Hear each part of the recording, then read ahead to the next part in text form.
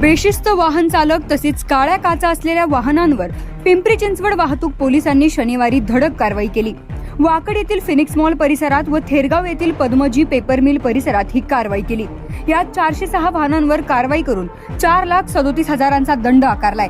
यात शहरातील gold man म्हणून ओळख असलेल्या वाहन चालकाच्या वाहनावरही वाहतूक पोलिसांनी कारवाई केली आहे। गोल्डन बॉईज म्हणून शहरात महागडी आलिशान चारचाकी वाहन घेऊन फिरणाऱ्या वाहन चालकालाही वाहतूक पोलिसांनी दणका दिलाय।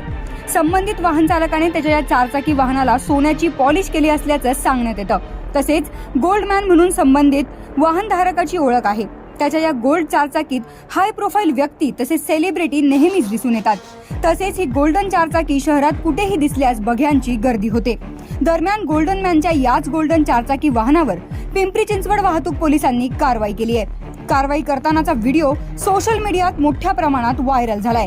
वाहतूक पोलिसांच्या या कारवाईची चर्चा शहरात रंगली होती। वाकड येथील फिनिक्स मॉल परिसरात दिवसभर 305 वाहनांवर 2,05,000 रुपयांचा दंड आकारलाय।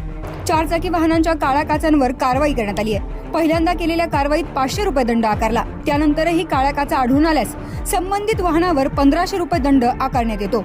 त्यानुसार पोलिसांनी कारवाई केली आहे। पद्मजी पेपर मिल समोरील रस्त्यावर बेशिस्तपणे पार्क होणाऱ्या 47 वाहनांवर कारवाई करून 50,000 रुपयांचा दंड आकारलाय।